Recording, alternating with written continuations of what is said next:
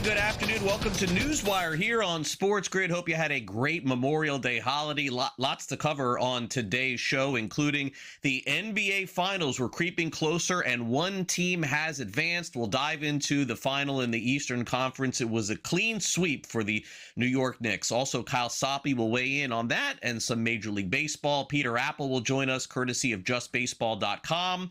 And Dustin Gouker with the very latest on prediction markets as we get ready, folks, to believe it or not, close out the month of May this week, heading toward the NBA Finals as well. Well, you can't have the NBA Finals without two teams.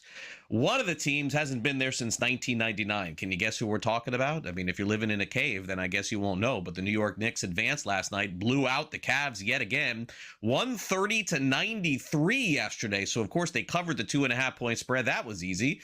Karl Anthony Towns, Jalen Brunson, they had quiet games, but they really weren't needed in this one. In fact, Landry Shamet had 16 points off the bench, but Mike Brown did a great job. The Knicks are back in the finals, and the Cavs are going home. Here's Brown on knowing that the Knicks had a chance to get this far, and certainly for Kenny Atkinson saying that they definitely took a step forward, but certainly getting swept by the Knicks wasn't optimal.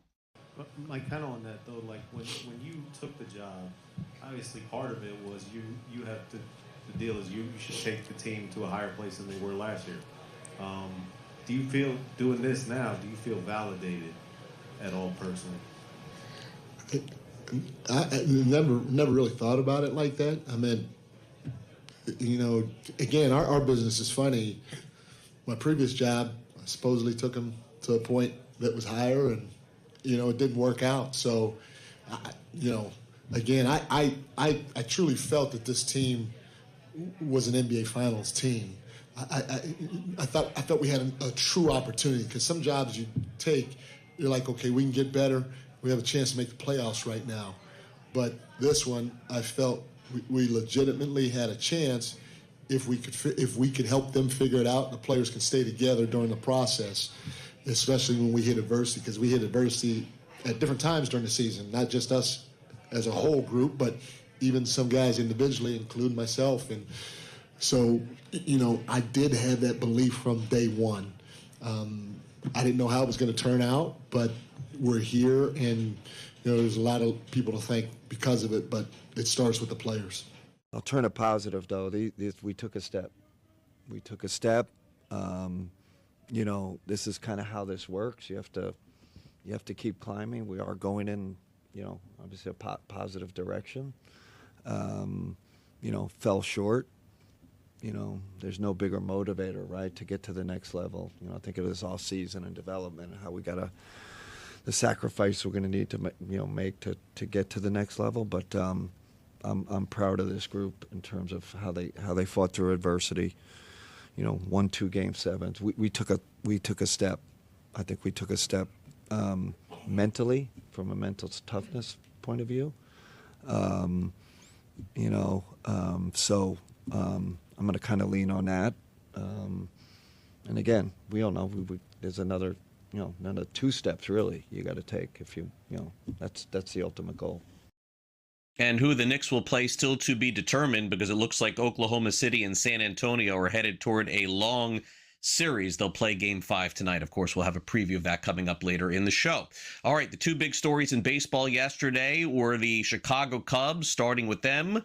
Remember that hot streak? Well, here's a cold streak. They've now lost 9 games in a row. The Pirates win as home dogs, and the Cubs lose yet again. Henry Davis had the game-winning hit here.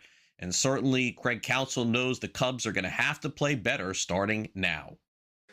We got to play better. We got to swing the bats better. We got to pitch better. We need more guys, you know, contributing to good stuff. And you know, as coaching staff, we got to figure out a way to get the players there. You know, we're offensively, we are equipped to be way more consistent than this and way better than this. And we need to show it.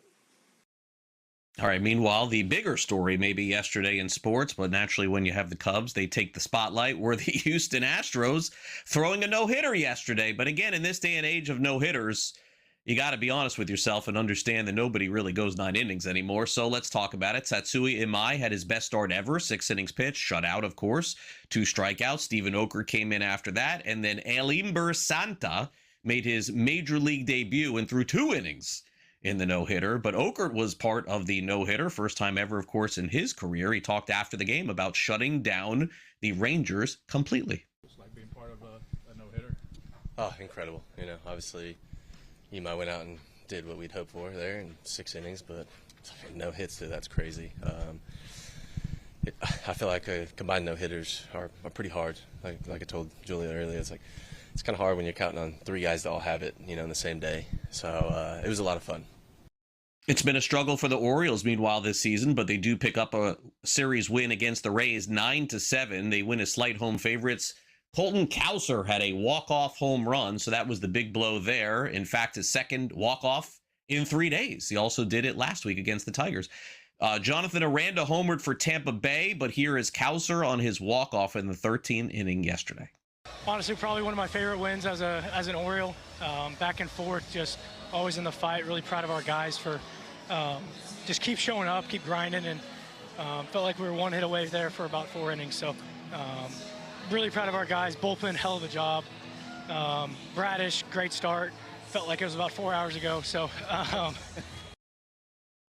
Jacob Mizorowski continues to pitch like one of the very best in baseball. He wins again yesterday, 5-1 final, 12 strikeouts, tying his career high, and threw 57 pitches of at least 100 miles per hour as they beat the Cardinals 5-1. Here is Pat Murphy, the manager of the Brewers, on the Miz's outing against the Cardinals.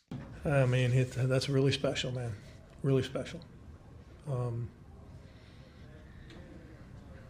Yeah, I mean, the consistency, pitching too, not just throwing, pitching.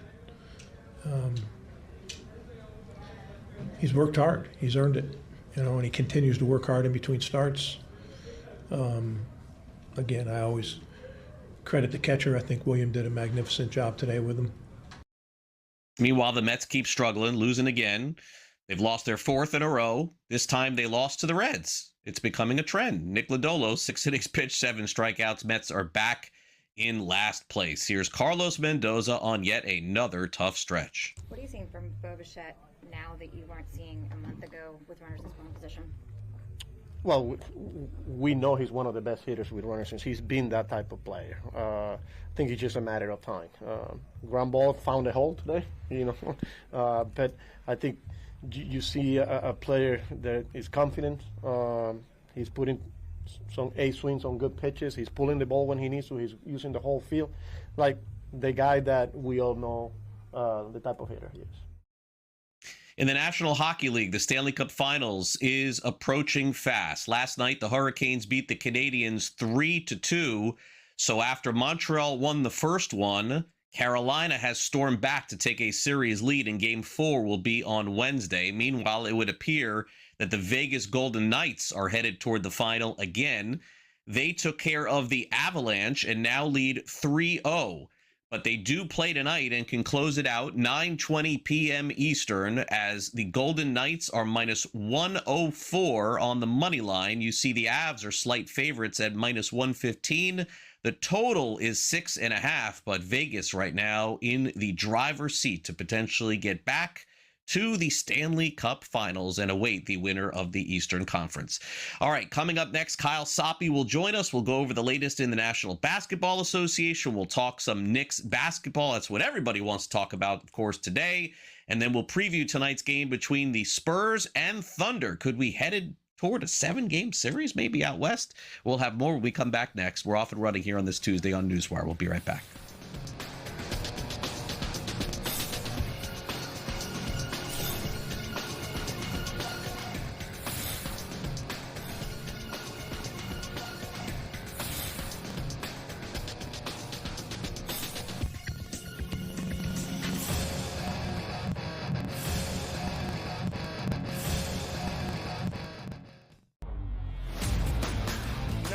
To endure months of manufactured rumors about will he or won't he retire LeBron James. They are probably, Donnie, working on the Decision 2.0 for Amazon Prime as we speak. Is Jim Gray still around? But here is the beauty of the predictive markets. They make insufferable stories about insufferable people highly profitable. The Early Line, only on SportsGrid. You can recruit super young talent that may go in the NBA. You can recruit older guys and have them grow up together. But if you want players to stay, either sign them to contracts or treat them well enough where they're going to stay. To me, it's pretty simple. And, you know, a lot of coaches last year had good years and they left skid marks on their schools and nobody said a word. Outspoken with Dan Cilio, only on SportsGrid. Mattingly is doing a great job, clearly, right? They're 16-4 since he took over, but we have to remember when Rob Thompson took over for the Phillies and they went 65-46 back in 2022, he finished 5th in NL Manager of the Year that year. So could Mattingly win it? Of course, but he doesn't really have history on his side. I'm still on Don Kelly 15-1 to win Manager of the Year. NewsWire, only on SportsGrid. They're trading right now currently at 74 wins on the season, which means the Kalshi marketplace goes by 5-win intervals. 75-plus wins for those Houston Astros. That's a 49% contract to the yes, which a $100 investment pays back $205, Greg. I'm not high on this team. Look, again, 75 wins for the Astros is terrible, but this team might not even look the same as where we stand today by the time we get to that deadline. Pro Baseball Today, only on SportsGrid.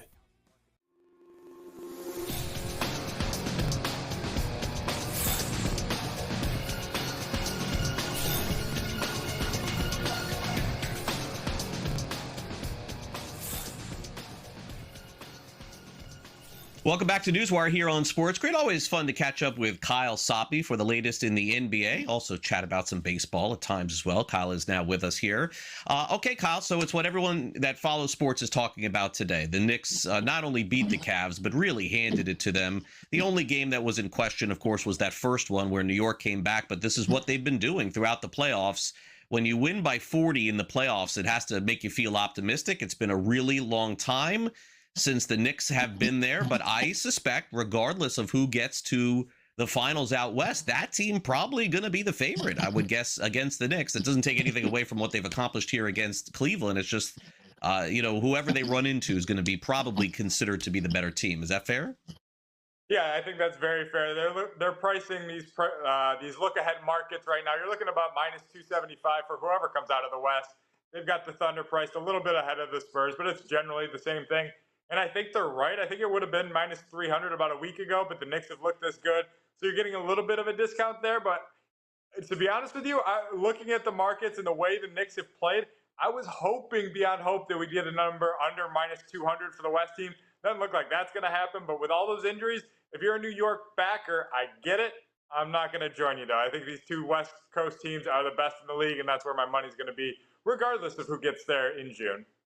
Okay, fair enough. Now, meanwhile, when we take a look at the Cavs season, let's put a bow on them real quick before we move out west. I know that they're going to say all the right things today, and in their exit interviews, they're going to say that this was a successful season.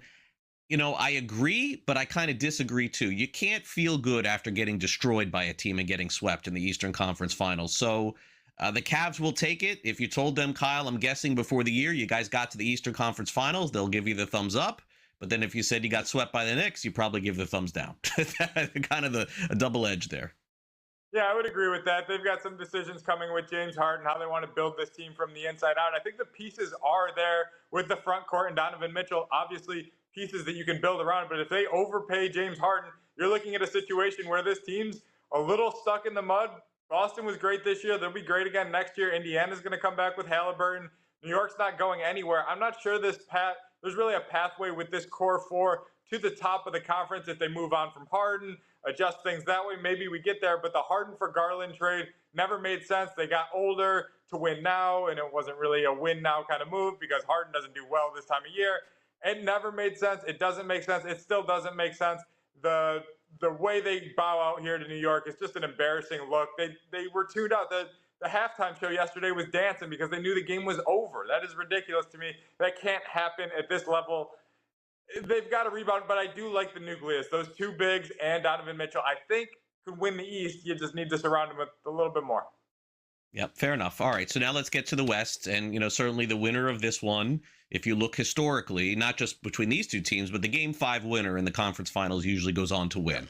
So what will happen tonight? The Thunder are 4.5-point favorites, total of 216.5. Back and forth we go in this series tonight, and I wonder if it feels to me, just like looking at the odds makers and reading some handicapping this morning, it feels like a lot of people think this is going to be like a super tight, potentially overtime game.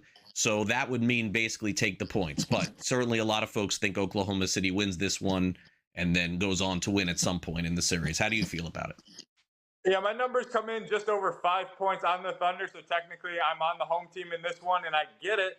But, man, they're missing Mitchell. They're missing Williams. This team looks like a different thing without a secondary ball handler. And I'm not sure what's going to change. I mean, you could put the cape on SGA. Like, I get that. He's the two-time MVP for a reason. But this Spurs team has a lot to deal with right now. Going back to OKC, where I think they hold the advantage, I do think they can slow the pace, make this more of a in the dirt kind of game. And if it's that kind of game, give me SGA in the waning moments of a close one. I do think it's tight. I'm not laying the number. I'll play OKC on the money line and put it with some props to get me to, closer to even money instead of laying minus 200 or so. But I do think OKC gets this one, and ideally this goes to 7 and they close at home. But, man, this has been a fun series, and I think it's going to be this way for like a decade. Yeah, I would agree. I think it's going to be probably these two teams fighting. I don't want to discount Denver. They still have, to me, the best player in the league. And so at some point, Denver, I think we'll get back there. Okay, so the odds right now I see Oklahoma City to win the series minus 174, San Antonio plus 146. The Thunder certainly to win by 2 games seems unlikely. They're plus 220. And the Spurs minus 1.5 at plus 190. So there you go. And the win the NBA Finals, it's still OKC at plus 105. The Knicks have now climbed up to plus 220, shortest odds for them in a really long time. And then San Antonio plus 270. Before we put a bow on the NBA, is there one position that you like most of these three? Of those 3, I still am on OKC. I've kind of been that way since we started talking post Super Bowl, and I'm not going to change in that regard. But if you want to hedge your bet, at least at some level, with those 2 prices, with the Knicks priced in the middle, you can bet both West teams here and be on your way. You put $100 on both, you profit a little bit if the Thunder win. You double your money if the Spurs take it all. You just, you're SOL if the Knicks prevail and they're the reincarnate of the 2016 Warriors, which I kind of don't think they are. But I've been saying that for a month now, and I've had egg in my face for the better part of a month. Yeah, and Kyle, why do you, let's go back to the Knicks here for a minute. Why do you think all of a sudden a team can completely change who they are? I mean, that has happened with the Knicks this season. It's just, for me, following the league, I don't follow as close as you do, but it doesn't seem to me that you can become a different team halfway through the season or even 3/4 the way through. The Knicks have become that. It's sort of bizarre to me. Yeah, generally speaking, you don't see this, and we've seen them adapt series to series, not just half of the season. Karl Anthony Towns was basically an offensive hub last round against Detroit, and that really wasn't the case throughout in this series, so they're adapting. Bridges is now one of the best shooters of all time. Miles McBride, when he gets rolling, he's as good as it gets off the bench. I don't know what to say, and that's why I keep picking against them. I keep bleeding money. My wife is asking where the mortgage payment's going to come from this month. I'm telling her it's on the West. We don't have to pay till the middle of the month. Give me the West in the finals, and we'll be there. But, man, this New York team, 11 in a row, that doesn't happen to anybody, let alone a team that I didn't think was coming out of the East. Yeah, by the way, this is for entertainment purposes only. Kyle is not betting his mortgage on the National Basketball Association. No, I should probably say that. We're ruining everybody watching this show. We have people on that are betting their mortgage on NBA games. Kyle's going to come back next. We'll see if he's going to, quote, bet the house on the Cubs or Pirates today. That's the first game on the board. We'll have a preview of all the games in Major League Baseball. We return next. Here it's NewsWire on SportsGrid. Don't go away.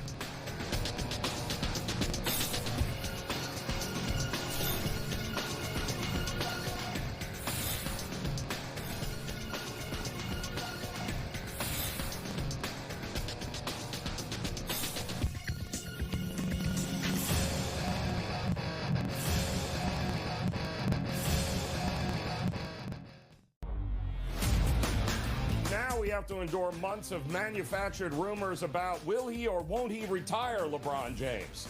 They are probably, Donnie, working on the Decision 2.0 for Amazon Prime as we speak. Is Jim Gray still around? But here is the beauty of the predictive markets. They make insufferable stories about insufferable people highly profitable. The Early Line, only on SportsGrid. You can recruit super young talent that may go in the NBA. You can recruit older guys and have them grow up together. But if you want players to stay, either sign them to contracts or treat them well enough where they're going to stay. To me, it's pretty simple. And, you know, a lot of coaches last year had good years and they left skid marks on their schools and nobody said a word. Outspoken with Dan Cilio, only on SportsGrid. Great job, clearly, right? They're 16-4 since he took over, but we have to remember when Rob Thompson took over for the Phillies and they went 65-46 back in 2022, he finished 5th in NL Manager of the Year that year. So could Mattingly win it? Of course, but he doesn't really have history on his side. I'm still on Don Kelly 15-1 to win Manager of the Year. NewsWire, only on SportsGrid. They're trading right now currently at 74 wins on the season, which means the Kalshi marketplace goes by 5-win intervals. 75-plus wins for those Houston Astros. That's a 49% contract to the yes, which a $100 investment pays back $205, Greg. I'm not high on this team. Look, again, 75 wins for the Astros is terrible, but this team might not even look the same as where we stand today by the time we get to that deadline. Pro Baseball Today, only on SportsGrid.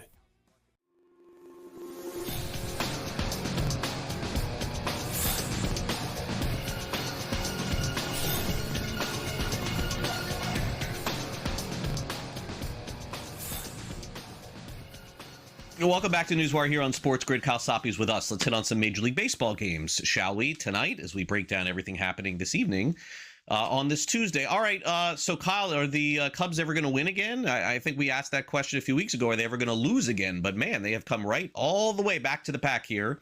In fact, now chasing and looking up at the National League Central standings. The Pirates are minus 126 tonight. They have Brandon Ashcraft pitching. He's done a great job.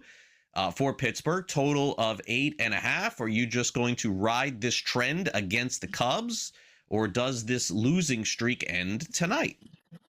I think you got to ride the gravy train and betting against the Cubs here. You mentioned it, 10 wins in a row. Then they're 2-13 in the 15 games since. It's a game of runs. We know that about baseball. That's why we love it. That's why we hated it sometimes too. But to me, a cold team going against Braxton Ashcraft isn't really where you want to be. He's one of the more efficient pitchers in the sport right now, just over 14 pitches per inning. And I don't know if you notice this, but the Cubs kind of just don't swing at pitches these days. Like, they fall behind counts. That's where Ashcraft's been rolling of late. Only the Phillies have really gotten to him over the last month or so. And that's just because he's getting ahead in these counts. And that's what the Cubs allow you to do by not swinging at the first few pitches.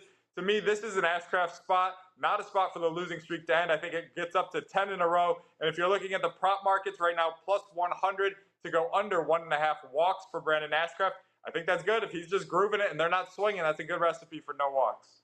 All right, now let's get to the Braves and Red Sox here. Spencer Strider, who was fantastic his last time out, gets Suarez this time out. And, you know, it's kind of funny to me. I know Ranger Suarez has been great too. Let me not take anything away from him, Kyle, but it's kind of funny to me at this point of the season.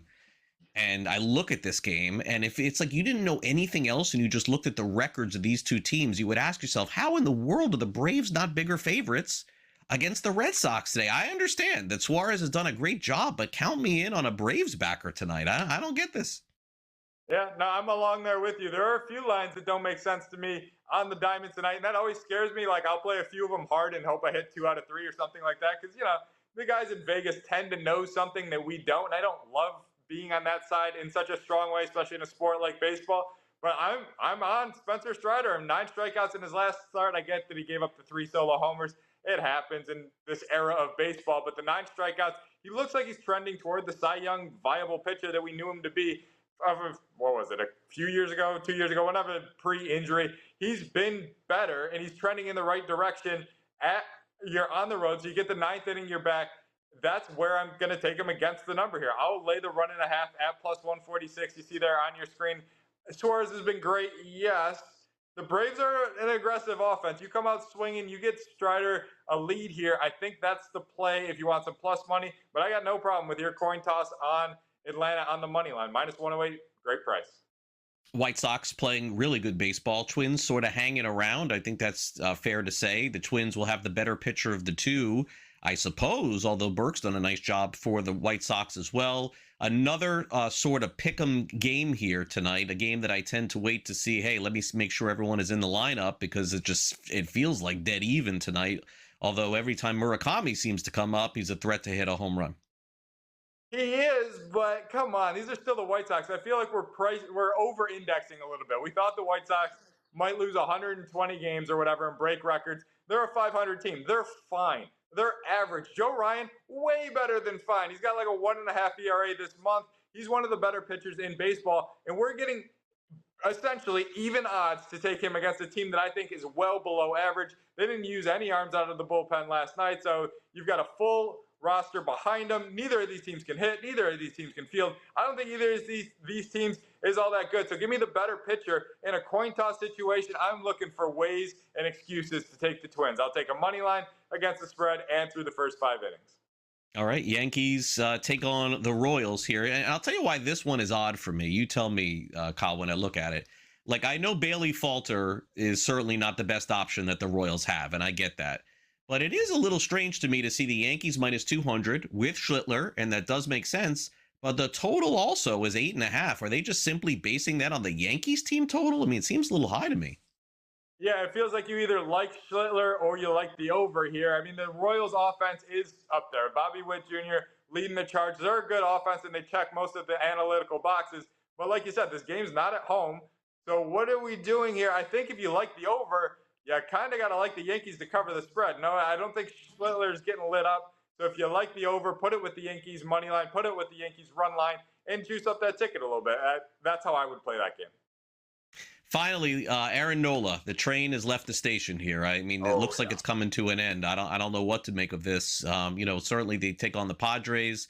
-120 I see here for San Diego. Any like here? I'm out on Nola. You can't get me to bet on him right now. All right, fair enough. All right, thanks again for coming on, Kyle. Peter Appel's up next. Don't go away.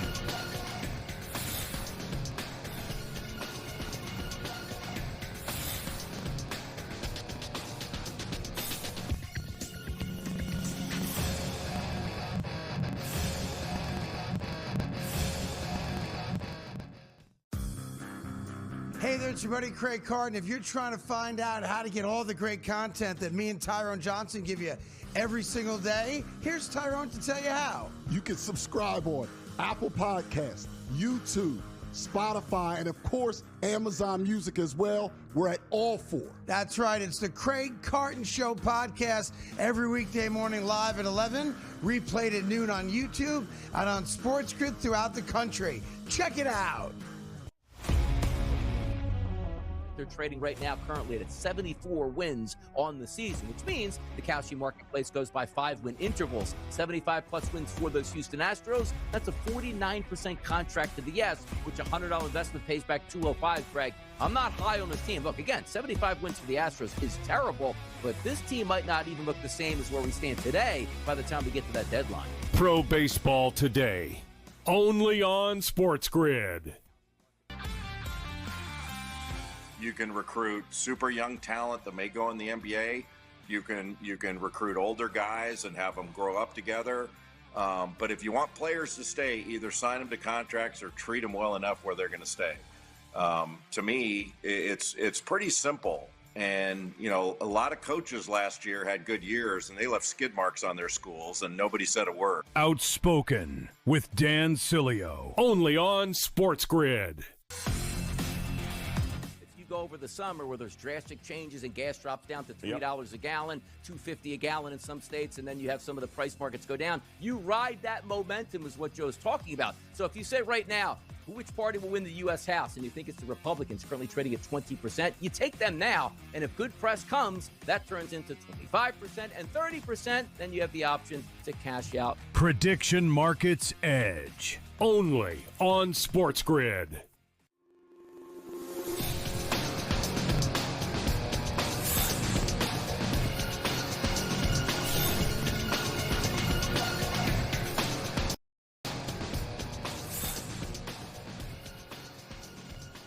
Welcome back to NewsWire here on SportsGrid. Also fun to catch up with Peter Appel, just baseball, exclusively here on SportsGrid. Peter getting ready for, of course, the college regionals and naturally the Major League Baseball summer, which we are headed toward here. Memorial Day on the back burner, and now it is the remainder of the season. Peter, thanks for coming on NewsWire as always. Appreciate it. Let's start off with the Cy Young race in the National League, which is heating up.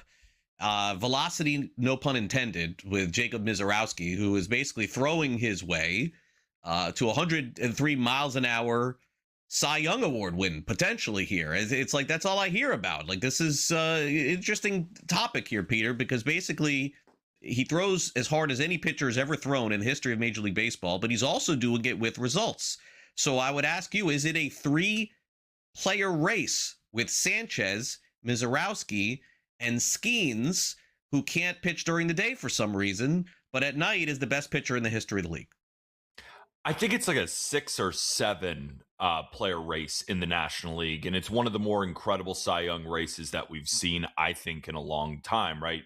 We already kind of knew going into the season Paul Skeens was going to be the favorite, and Christopher Sanchez, maybe Yoshinobu Yamamoto was going to be 2 and 3, but with the emergence of Jacob Misiorowski, it's one thing to throw 103 miles an hour, which is already just absurd. But when we're looking at perceived velocity, because Jacob Misiorowski extends down the mound over 7 feet. So basically, in layman's terms, he's throwing the ball closer to the batter. Baseball Savant gives us that perceived velocity, 106 miles an hour.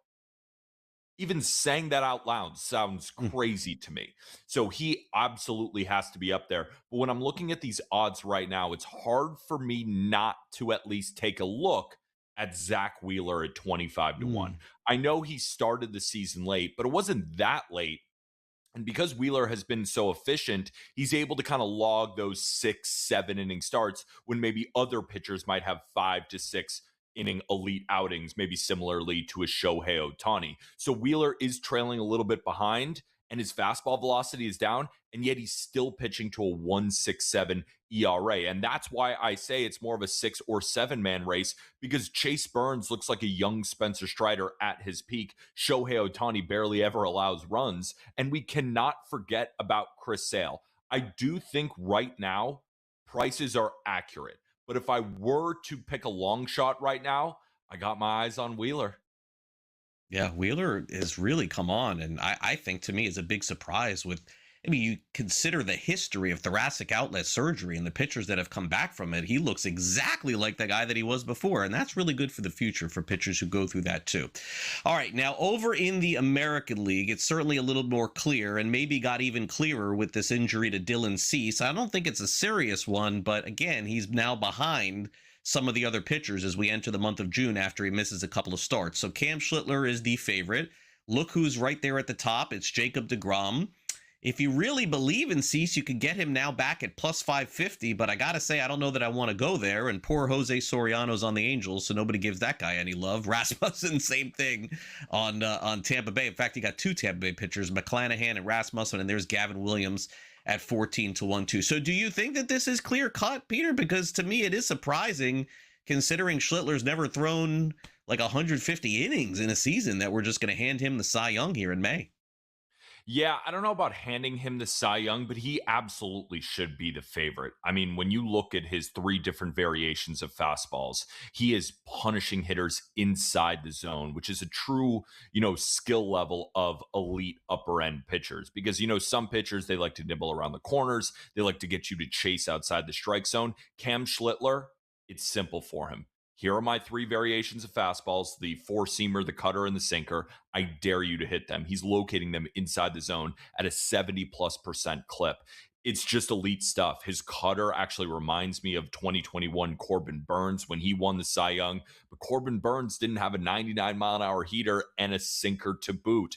So he should be the favorite. However, when looking at these odds, it's hard for me not to be biased, because I do have a ticket on Dylan Cease at 12 to 1 that I bet earlier on in the year. Just a few starts ago, he was close to like plus 250. Of course, the hamstring injury puts him out for a little bit, 15-day IL. Thankfully, it's not an arm thing. What Dylan Cease does have working in his favor is the amount of strikeouts that he can put up, right? Even if he only misses 2 starts, he could still lead all of Major League Baseball in strikeouts. But a plus 550, it's hard for me to pitch that to anybody listening. And then with Jacob deGrom, he's a very, very good pitcher, but simply put, he doesn't have the stuff that Cam Schlittler does. And Cam Schlittler, at least last year, it was about 150 innings between the minor leagues and the major league. So if he can go up to 175, there is history in Major League Baseball, American League or National League, of pitchers winning with an ERA below 2 and only about 175 innings. And when you again look at the rest of the American League pitchers, Cam Schlittler might not have this 200 inning, 175 type year that you might see in the National League, but all you got to do is beat the competition. And right now he is levels above his competition. Yeah, no, there's no doubt. And you make a really good point. If you combine the minors and majors, but and I'm not trying to jinx anything here, but it feels like the second we crown somebody any award from a pitching perspective in baseball, all of a sudden we're trying to find somebody else the next week because that guy gets hurt. And I'm not hoping for that, but it just keeps happening over and over again in baseball. Okay, so the odds for the Chicago Cubs, let's get to them here, have cratered significantly. They're on a 9-game losing streak, Peter, and their win total has gone down from 92 to 87 over the course of a week, which tells you they're on the fringe of being a playoff team, but yet their odds are minus 188 to get there.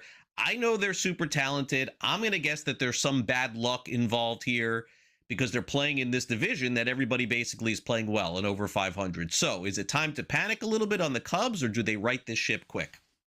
It's funny. This is now the third time that I've been on the show and we've gotten to speak about the Chicago Cubs, and it's all been in different instances. Early on, before they really started to get hot, it was about the first maybe 2 weeks of the season. The Cubs started out pretty poorly and we saw their odds tank, and there was nervousness because the offense wasn't putting it together. The rotation looked a little mediocre, some would say. And then I came on when they had 2 separate 10-game win streaks and their odds catapulted all the way to the top. And now they've lost 9 in a row. I'm pretty sure they're 2-15 in their last 17 games or something like 2-14. They're playing terrible baseball. And I continue to just say the same thing about the Chicago Cubs. They're one of the toughest teams in all of baseball to handicap. Why?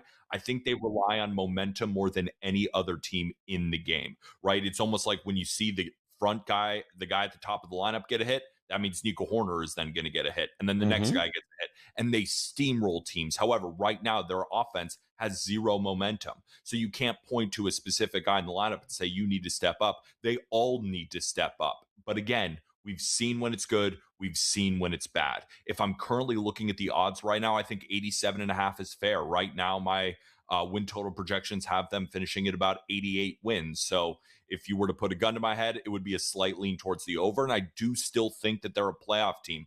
But right now, it's not a great time to just be investing in the Cubs. It's a team that I'm just staying away from. I agree. I don't know how you can. I think you got to wait a little bit longer. And maybe, you were right about the Cardinals. They're definitely better than I thought. Maybe it's them. I still am bullish on Cincinnati. I think that they got to put the foot on the pedal here at some point. Very unclear in that division. Milwaukee, the class right now. How about the American League West? I mean, this is like a division by default here, Peter. I got to tell you, I got no faith in the Angels whatsoever. I have almost no faith in Houston. I think they're headed toward a rebuild. I don't believe in the A's. And I can't believe what's going on with the Rangers. I'm shocked here that they're as bad as they are. I thought they'd be much better this season. So I guess give me Seattle by default. Yeah, I couldn't agree with you more. I actually just gave out Texas Rangers to win the American League West about 3 days ago, and then they got swept by the Angels and combined no hit by the Astros. I can't believe what I'm watching right now, but I still believe in the pitching. Corey Seager is hurt. He will return. I'm not saying the Rangers are good, but I still think they can win the division. At a plus 240, I still like the price. All right, fair enough, Peter. Thanks again. We'll catch you on Just Baseball. Thanks again for coming on. Absolutely. Thank you. Dustin Gouker up next.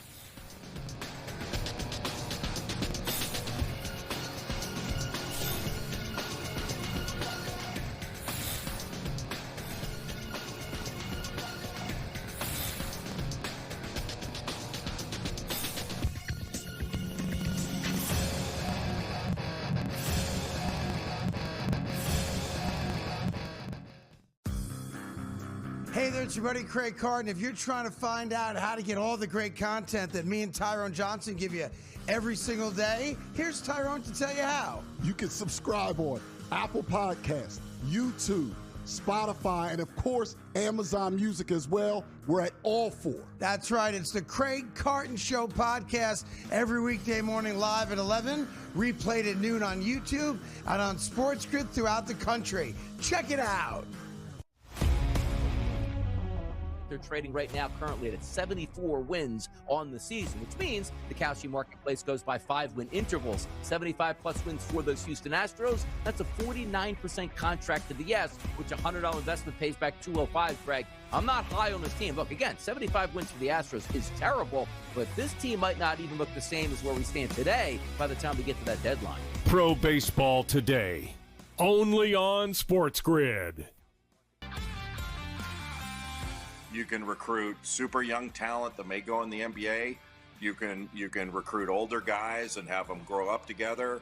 But if you want players to stay, either sign them to contracts or treat them well enough where they're going to stay. To me, it's pretty simple. And, you know, a lot of coaches last year had good years and they left skid marks on their schools and nobody said a word. Outspoken with Dan Cilio, only on SportsGrid. Go over the summer where there's drastic changes and gas drops down to $3 a gallon, $2.50 a gallon in some states, and then you have some of the price markets go down. You ride that momentum is what Joe's talking about. So if you say right now, which party will win the U.S. House, and you think it's the Republicans currently trading at 20%, you take them now, and if good press comes, that turns into 25% and 30%, then you have the option to cash out. Prediction Markets Edge, only on SportsGrid.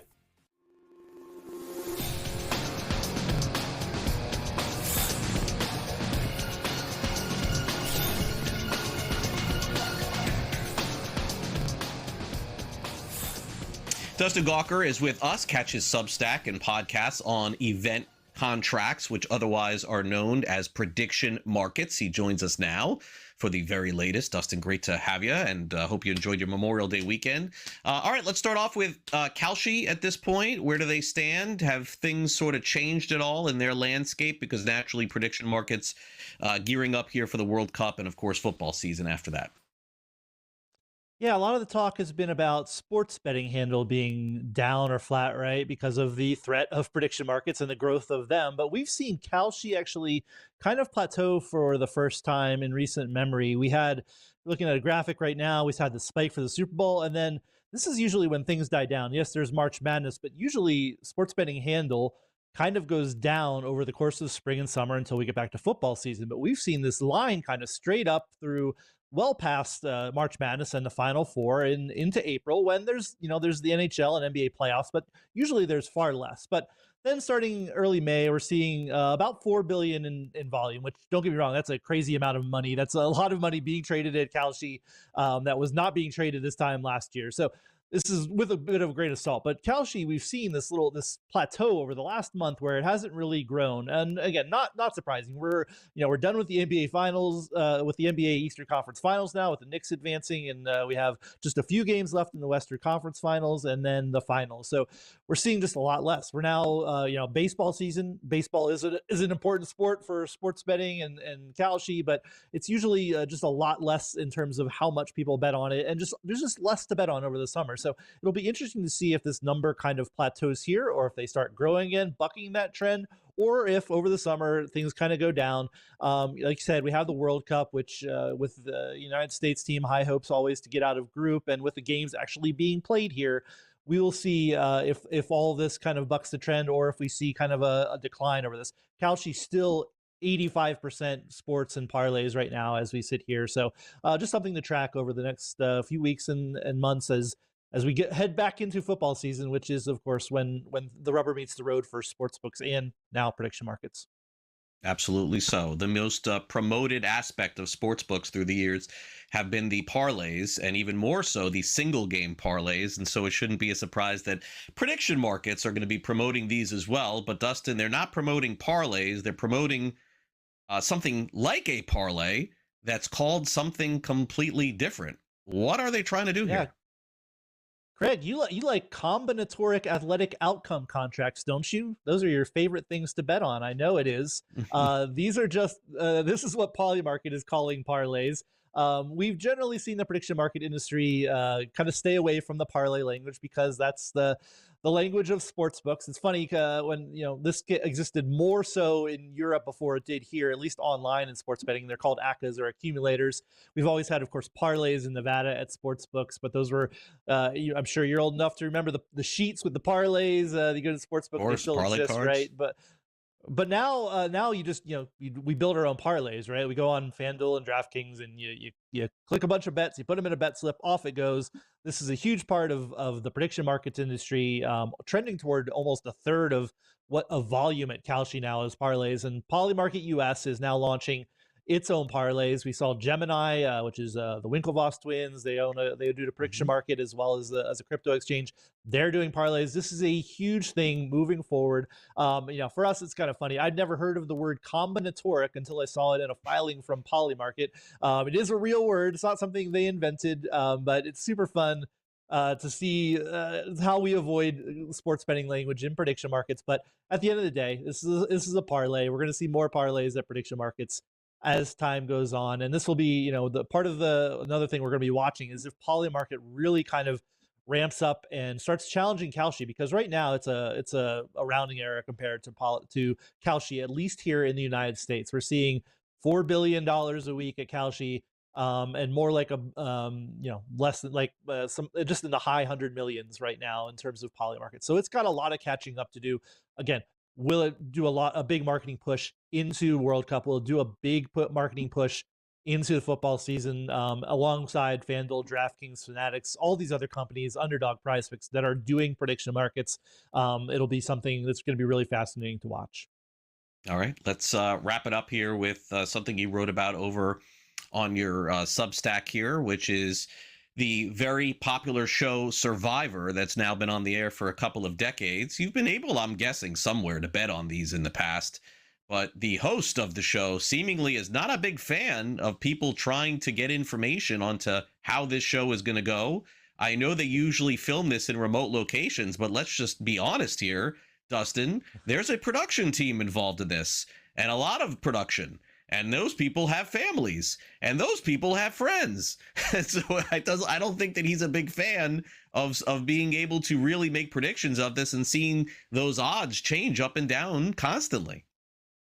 Yeah, and actually this came to a head because Kalshi and Polymarket offered Survivor markets, right? Who would win Survivor? Yes, let's point this out. Survivor happened a long time ago, right? People know who won. It might be a small cohort of people.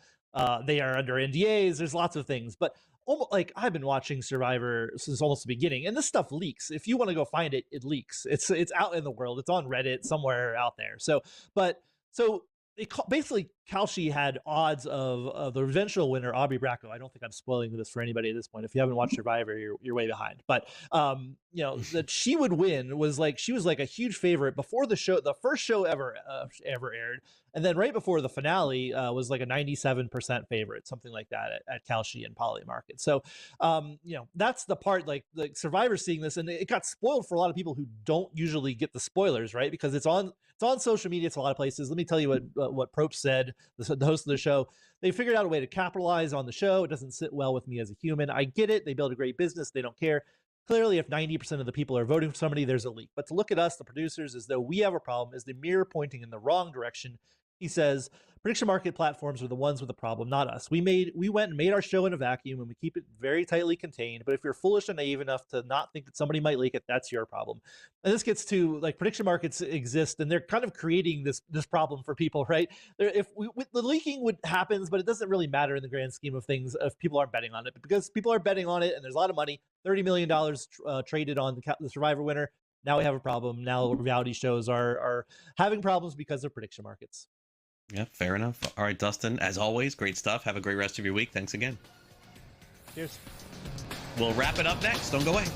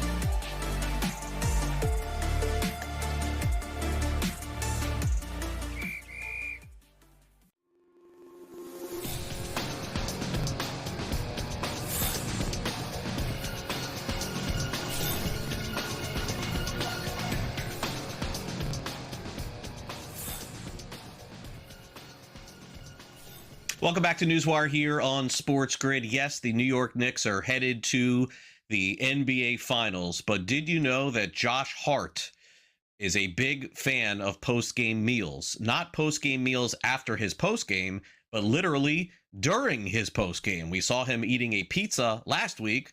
This time he brought the drinks. Don't say anything. I see it. Don't say anything. I know. And then you're going to come in sucking your fingers. You got chicken wings. You're supposed to be asking questions. You went and got chicken wings. No, you don't get none. Oh, oh man. Them wings are hitting though. They hitting, yeah. All right. Well, he can eat and drink anything that he wants with the Knicks going to the finals for the first time since 1999. Has it really been that long? That is crazy. All right. We will wrap up the show with some pricing in case you want to go to one of those games. Also, it looks like a college football playoff expansion is going to have to wait. And a college baseball player brings a buddy to the mound every time he pitches. I'll explain that and a whole lot more. It's time now for some last licks.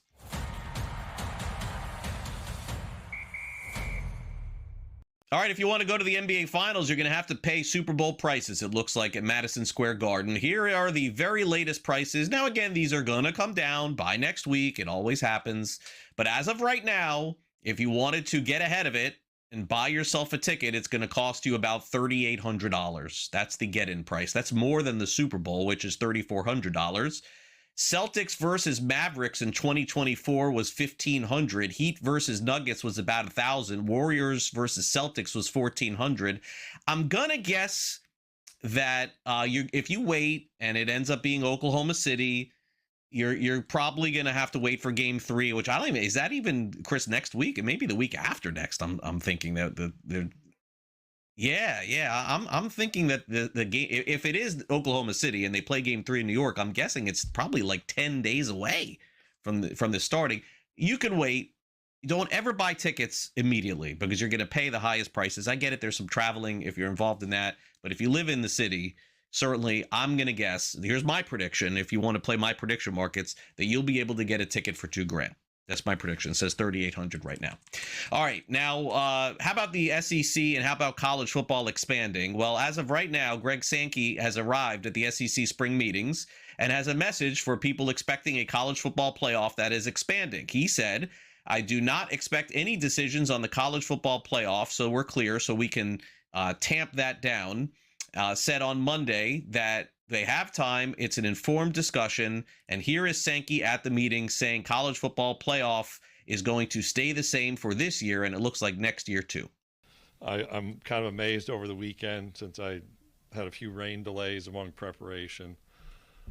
If you can overhype a spring meeting, I think that successfully happened based on some of the headlines. We have a lot of issues, plenty of work to do, plenty of opinions. I do not anticipate any decisions on the college football playoff, just so you're clear, so we can tamp that down. We have time. We'll have informed discussion. We're going to invite Rich Clark and his staff to visit with our ADs and our football coaches tomorrow. I know that they've put in a great deal of work to help inform and educate our thinking about the current format and selection process. And then we'll spend time looking at a range of possibilities around the playoff itself, both learning from the successes and then trying to look forward. So it sounds like it's going to be the same for this year, for next year, and probably years away from expanding any further. Probably the right decision. Shocking to me that college basketball needed to go to another 8 teams in the NCAA tournament, but here we are. College baseball's World Series is on deck, folks. The regionals are coming up this weekend, and we're getting closer and closer to the championship. UCLA has a pitcher. His name is Angel Cervantes. When he takes the mound for UCLA, who won the Big Ten Conference Tournament this weekend, he brings a friend. His friend is a dinosaur. No, not a real dinosaur, a little pet dinosaur, and it's a plastic little figure that he puts on the mound to help him pitch. Why not? Whatever works. Cervantes this season is 4-1 with a 4.35 earned run average, 25 strikeouts, and 11 walks. It's already hard enough to play at any level in college baseball, why not get a helping hand from your little buddy that is named Jerry the Dinosaur? That'll do it for our show today. Thanks to Peter Appel for coming on the show. And also, of course, thanks to Kyle Soppe and Dustin Gouker. Of course, Tommy, our director, and Frank, our graphics coordinator. And for Chris, my producer, I'm Craig Mish. We'll see you back here for our next edition of NewsWire Without a Dinosaur tomorrow.